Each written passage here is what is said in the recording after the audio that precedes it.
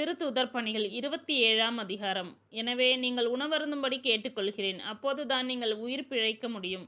ஏனெனில் உங்களுள் எவர் தலையிலிருந்தும் ஒரு முடி கூட விழாது என்றார். இவற்றைக் கூறிய பின் பவுல் அப்பத்தை எடுத்து கடவுளுக்கு நன்றி கூறி அதைப் பிட்டு அனைவர் முன்னிலையிலும் உண்ணத் தொடங்கினார். உடனே அனைவரும் மன உறுதி பெற்று உணவு உண்டனர்.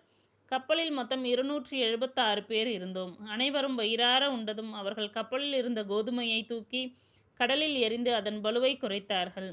கப்பல் புயலில் சிக்குதல். பொழுது விடிந்தபோது தாங்கள் இருந்த இடம் எதுவென்று அவர்களால் அறிந்து கொள்ள முடியவில்லை.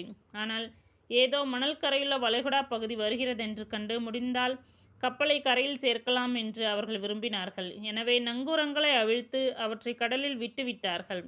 அதே வேளையில் சுக்கான்களின் கயிறுகளையும் தளர்த்தினார்கள்.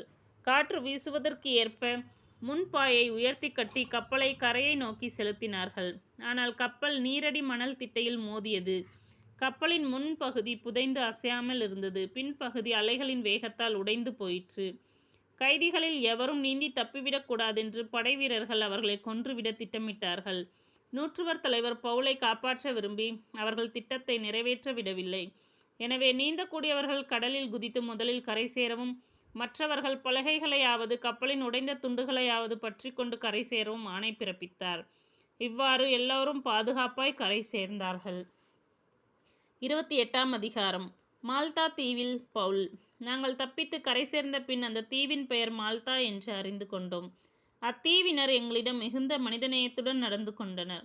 மழை பெய்து குளிராயிருந்த காரணத்தால் அவர்கள் தீ மூட்டி எங்கள் அனைவரையும் அருகே அழைத்துச் சென்றனர்.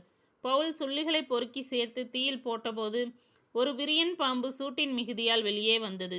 அவரது கையை பற்றி கொண்டது. அவர் கையில் பாம்பு தொங்குவதை அத்தீவினர் பார்த்தபோது இவன் ஒரு கொலைகாரன் என்பது உறுதி. கடலில் இருந்து இவன் தப்பித்து கொண்டாலும் நீதியின் தெய்வம் இவனை வாழவிடவில்லை என்று ஒருவரோடு ஒருவர் சொல்லிக் கொண்டார்கள். ஆனால் அவர் அந்த பாம்பை நெருப்பில் உதறினார். அவருக்கு கேடு எதுவும் நேரிடவில்லை.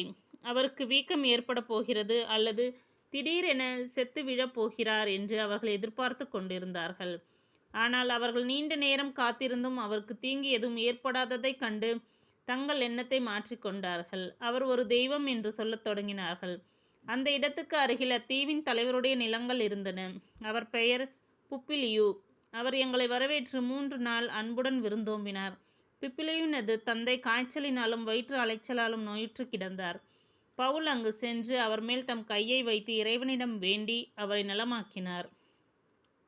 இந்நிகழ்ச்சிக்கு பின் அத்தீவில் நோயுற்றிருந்த ஏனையோரும் அவரிடம் வந்து குணமடைந்தனர். அவர்கள் எங்களுக்கு மதிப்பு அளித்து பல கொடைகளையும் தந்தார்கள். நாங்கள் கப்பலேறிய போது எங்களுக்கு தேவையான அனைத்து பொருட்களையும்